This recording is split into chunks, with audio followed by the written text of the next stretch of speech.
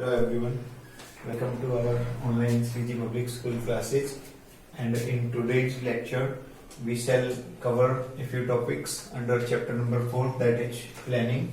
Our today's topic will be, first of all we shall discuss the difference between single use plan and standing plans, and after that we shall discuss types of plans. So without wasting time, let's start. Difference between single use plans and standing plan. We shall talk about firstly single use plans. Single use plan which is used only once, which becomes obsolete after its use. Mean to say, which is not used repeatedly from year to year, which is used for a particular project, for a particular purpose.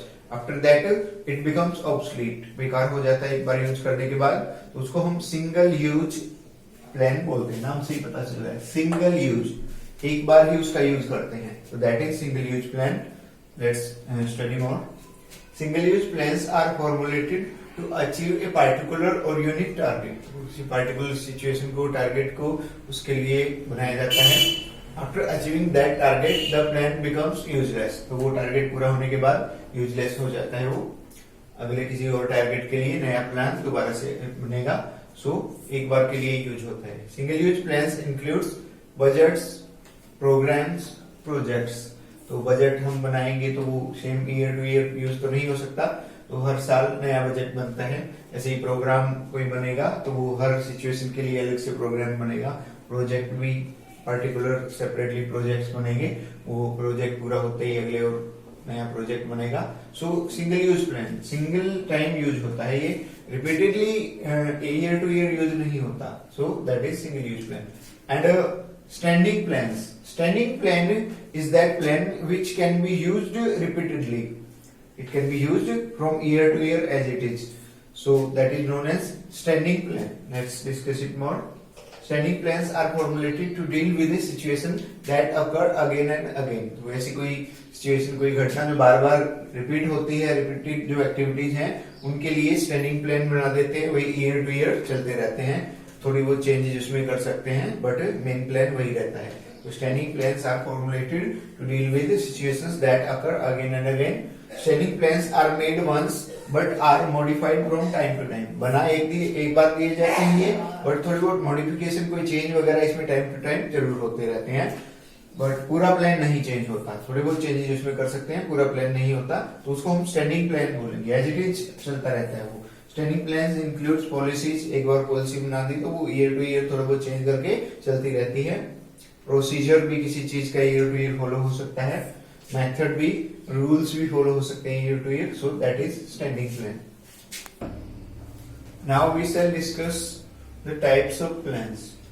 The first type of plan is objective. What is objective? Objective are the end results towards which all activities are directed. Objective are the end result towards which all activities of organization are directed. जिस end result है जिसके लिए सारी activities organization करता है. पढ़ते हैं इसको. देखिए, objectives are the end result towards which all activities are directed. Objective are the end result of every activity. For example, objective हो सकते हैं किसी भी organization के, like to increase sale by 10% objective हो सकता है. To reduce quality rejects, जो रिजेक्शन होते हैं वो 3% तक लाना. आप ज्यादा हो रहे हैं, मान लो और कम करके 5% हो रहा हो फिलहाल, तो 3% तक उसको लाना कम करके, ये ऑब्जेक्टिव हो सकता है. To provide employment to 1000 people every year, 1000 लोगों को हर साल काम देना. और कोई भी ऑब्जेक्टिव ऑर्गेनाइजेशन का इस तरह हो सकता है. Next and second type of plan is strategy. Strategy is a comprehensive plan to achieve the organizational objective. Objectives को अचीव करने के लिए एक डिटेल्ड प्लान जो फर्दर बनाया जाता है, मेन ऑब्जेक्टिव को माइंड में रखे. Strategy is a comprehensive plan, detailed plan to achieve the organisational objective. Strategy determines a particular course of action. कि भाई किसी पार्टिकुलर सिचुएशन को अचीव करने के लिए एक डिटेल्ड स्टेटमेंट है स्ट्रेटेजी, भी कैसे वो चीज होगी. फॉर एग्जाम्पल प्राइसिंग स्ट्रेटेजी हो सकती है कि प्राइस वगैरह कैसे डिसाइड किया जाएगा. एडवर्टाइजिंग स्ट्रेटेजी हो सकती है कि भाई एडवर्टाइजिंग कैसे की जाएगी, न्यूज़पेपर, टीवी, मीडिया वगैरह कैसे की जाएगी, तो वो स्ट्रेटेजी कोई भी हो सकती है किसी भी तरह की। तो strategy is a comprehensive plan to achieve the organisational objective. And third type of plan is policy. Policy is a general statement which guide decision making. पॉलिसी क्या है कि जनरल स्टेटमेंट है जो डिसीजन मेकिंग को दर्शाती है, डिसीजन मेकिंग को शो करती है कि भी कैसे एक डिटेल। स्ट्रेटेजी क्या है? एक detailed something detailed to achieve the objective, but it is general statement.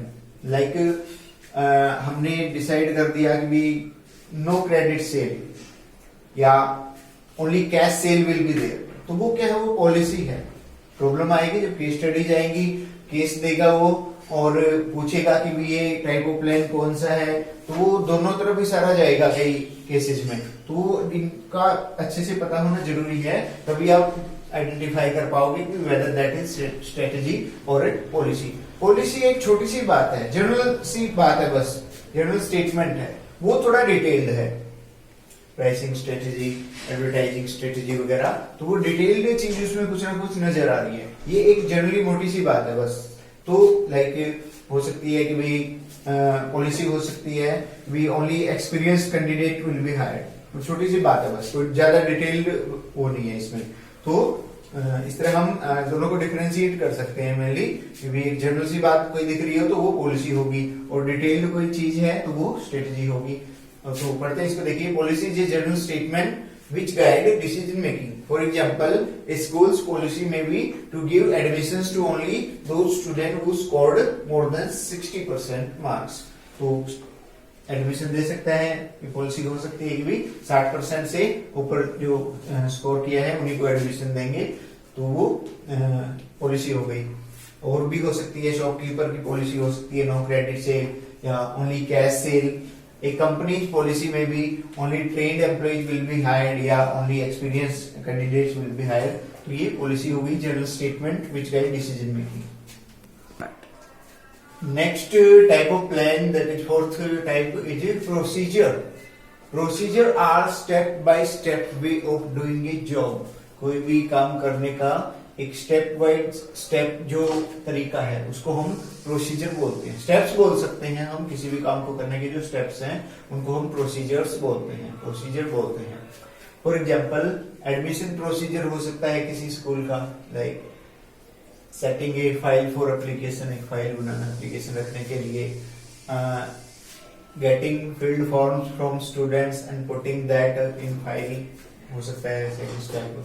Third हो सकता है फिर जो एप्लीकेशंस आई है उनमें मार्क्स वगैरह वेरीफाई करें, जो हमारी कंडीशंस लाइक 60% अबव को हम एडमिशन दे रहे हैं, उनको नहीं वो कर रहे हो पूरी कंडीशंस, तो वो रिजेक्ट कर दिए जाएंगे लाइक। तो ऐसे हो सकता है थर्ड स्टेप, वेरीफाई करना मार्क्स को। फिर स्टेप हो सकता है giving file to admission incharge, admission incharge checking वेकिंग करके अप्रूवल लेगा प्रिंसिपल से, प्रिंसिपल से अप्रूवल लेने के बाद फीस वगैरह सबमिट होगी। तो इस तरह कोई भी प्रोसीजर के स्टेप हो सकते हैं लाइक। और कोई भी आप एग्जांपल दे सकते हो, भी हमने कैंडिडेट लेने के लिए एक प्रोसीजर फॉलो कर सकते हैं कि पहले उससे एप्लीकेशन भरवाएंगे, फिर उसका रिटन टेस्ट लेंगे, फिर उसका इंटरव्यू होगा, फिर मेडिकल चेकअप होगा, फिर उससे फाइनली सैलरी वगैरह की बात की जाएगी, फाइनल इंटरव्यू कह सकते हैं, फिर कॉन्ट्रैक्ट वगैरह उससे साइन करवाया जाएगा और उसको ज्वाइनिंग लेटर दिया जाएगा। तो इस तरह के स्टेप बाय स्टेप किसी भी जॉब का हो सकता है, उसको हम प्रोसीजर बोलते हैं। Next type of plan is rules. Rules spells out actions and non-actions of employees and workers. Rules ये बताते हैं कि क्या एम्प्लॉइज ने या वर्कर्स ने करना है, क्या नहीं करना है। Rules spells out what to do, what to not to do, क्या करना है क्या नहीं करना ये बताते हैं। Rules spells out actions and non actions of employees. Rule tells you what is to be done, what is not to be done, क्या करना है क्या नहीं करना है ये बताते हैं। There is no discretion allowed in rules, कोई भेदभाव रूल्स में अलाउड नहीं होता, सभी पे समान रूप से रूल्स अप्लाई होते हैं। Rules must be followed strictly, rules को स्ट्रिक्टली फॉलो किया जाना चाहिए। Strict actions can be taken who break rules, तो जो रूल फॉलो नहीं करेगा, रूल तोड़ेगा, उसके खिलाफ स्ट्रिक्ट एक्शंस लिए जा सकते हैं। रूल्स के एग्जांपल हो सकते हैं, नो स्मोकिंग जोन हो सकता है, स्मोकिंग नहीं करना। नो पार्किंग जोन हो सकता है, किसी पर्टिकुलर प्लेस पे पार्किंग नहीं करनी। और भी कोई एग्जांपल हो सकता है कि नो एंट्रेंस आफ्टर 9 AM, कोई कंपनी या स्कूल रूल बना सकता है 9 बजे के बाद एडमिशन नहीं होगा। No movement in the corridor schools में बना देते हैं, like no movement near principal office. तो कोई भी एग्जांपल ऐसे हो सकते हैं रूल्स के। Next type of plan is programmes.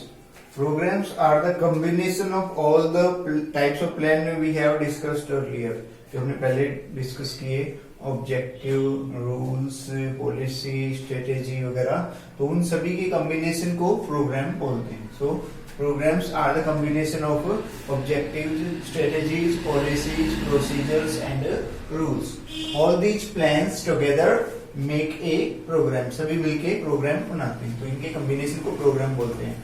Primary और main programmes are made by top level managers. जो मेन प्लान है, मेन प्रोग्राम है, वो टॉप लेवल वाले मैनेजर्स बनाते हैं। और जो सपोर्टिव प्रोग्राम्स हैं, secondary programmes we also can say, are made by middle and lower level managers. तो मेन जो प्रोग्राम है वो टॉप लेवल वाले मैनेजर्स बनाते हैं। सेकेंडरी या सपोर्टिव जो प्रोग्राम्स हैं, those are made by middle and lower level managers. Next type of plan is method. Method can be defined as formalized or systematic way of doing routine or repetitive job. Daily routine के जो काम है वो करने का जो एक systematic way है, systematic तरीका है, उसको method बोल सकते हैं। Method can be defined as a formalized or systematic way of doing routine or repetitive job. Daily routine के जो repetitive jobs हैं, उनको करने का जो way है, जो तरीका है, उसको हम मेथड बोलते हैं। Methods are more detailed than procedure. Procedure से थोड़ा सा और डिटेल में होते हैं। देखिए, हमने बात की स्ट्रेटेजी की। स्ट्रेटेजी एक जनरल सी बात है, और जो प्रोसीजर है वो थोड़ा और डिटेल्ड हो गया। बढ़िया मेथड अब और पूरी तरह डिटेल्ड फॉर्म में बताया जाता है कि कैसे काम होगा। तो वो दोनों में फर्क है। जो हमने बात की स्ट्रेटेजी, वो जनरल सी बात है। हमने प्रोसीजर की बात की, वो जस्ट स्टेप्स हैं। मेथड्स उन स्टेप्स की और डिटेल कि भी कैसे काम होगा, लाइक। तो वो ये थोड़ा डीपली समझना होगा इनको। There may be many methods to do a particular work. किसी काम को करने के बहुत सारे मेथड्स हो सकते हैं। After proper evaluation best method have to be selected और इज टू बी सिलेक्टेड। तो ये है method. Method can be defined as a formalized और systematic way of doing routine और repetitive jobs. Methods are more detailed than procedures, से ज्यादा detail है ये।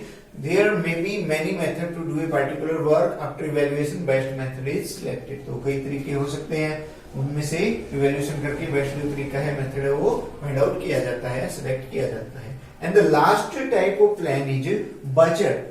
Budget is a statement of expected terms in a numerical form. Budget is the statement of expected result expressed in numerical terms. Expected जो कोई भी event है, उसका numerical terms में जो हम डिस्क्रिप्शन प्रिपेयर करते हैं, उसको बजट बोलते हैं। Budget are prepared by managers at every level. हर एक लेवल के जो मैनेजर्स हैं वो अपने लेवल पे बजट्स बनाते हैं। मोस्ट कॉमन जो बजट बनाते हैं तीनों लेवल्स पे, that is cash budget. So most common budget is cash budget which is prepared by managers at every level. Budget serves as standard for measuring actual performance.